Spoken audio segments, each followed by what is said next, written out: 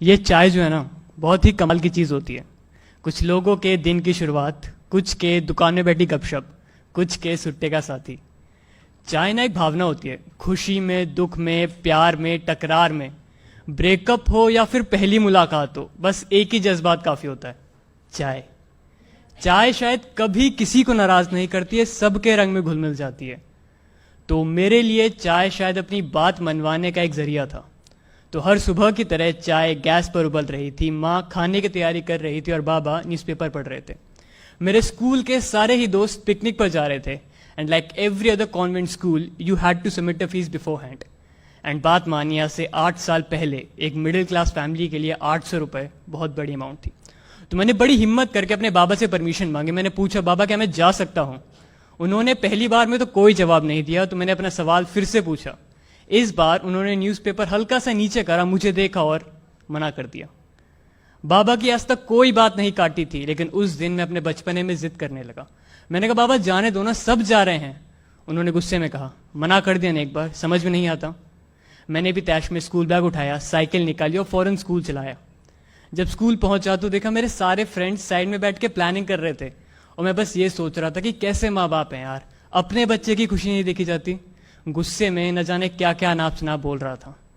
खैर, वापस आने का रास्ता जो महज 15 मिनट का था, उस रोज 1 घंटे में तय करा था। जब घर पहुंचा तो माँ ने पूछा, आज लेट कैसे हो गया? मैंने उन्हें कोई जवाब नहीं दिया। वो समझ गई थी कि मैं नाराज हूं। उन्होंने मुझे समझाया भी, लेकिन मैं अपने बचपने में किसी की सुन कह रहा था।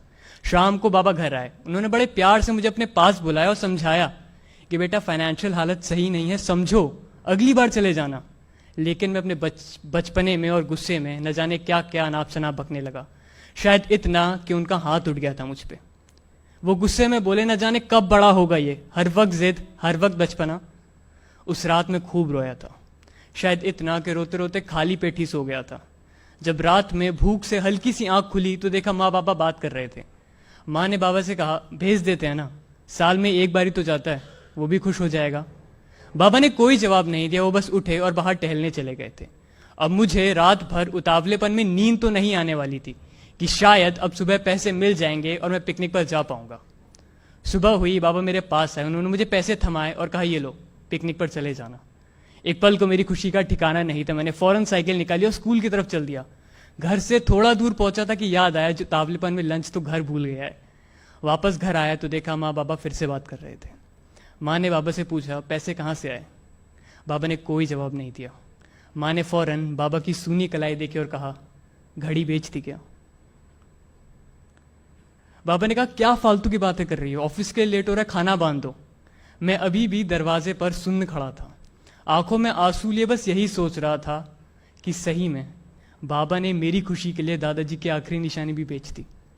क्या सही में मेरा सैर सपाटा उस घड़ी से ज्यादा जरूरी था? खैर, मैं स्कूल आया वापस। अब पिकनिक पर जाने का मन नहीं था। वो पैसे स्कूल में जमा करने की हिम्मत नहीं थी। मेरे सारे फ्रेंड्स कह रहे थे, अविनाश चलना, चलते हैं, लेकिन अब बस जी सा नहीं था। वापस आने का रास्ता जो महज 15 मिनट का था, उस रोज फिर से 1 घंटे में तय करा। माँ ने पूछा, आज क्यों लेट है? उस रोज गुस्से में जवाब नहीं था और आज शर्म से। अगले दिन संडे था, मुझे पिकनिक पर जाना था। माँ ने सुबह जल्दी उठा दिया, कहता, उठ, पिकनिक पर नहीं जाना है। मैं सवेरे से ही आलस कर रहा था। आज चाय फिर गैस पर उबल रही थी, आज फिर कुछ बात करने का मन था। बाबा न्यूज़पेपर में मशगूल थे, जैसे कुछ हुआ ही ना हो।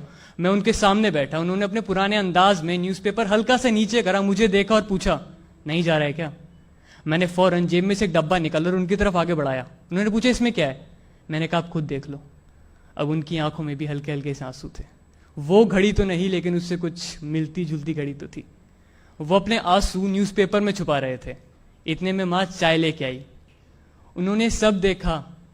माँ बाबा ने अपने पास बुलाया, गले से लगाया और कहा, आज हमारा बेटा बड़ा हो गया। तो हम शायद कभी कभी अपने बचपने में अपने माँ बाप का प्यार, वो सैक्रिफाइस, वो सब भूल जाते हैं, लेकिन वो कभी भी हमारे लिए अपना प्यार कम नहीं होने देते हैं। So from this stage, I just want to say one thing.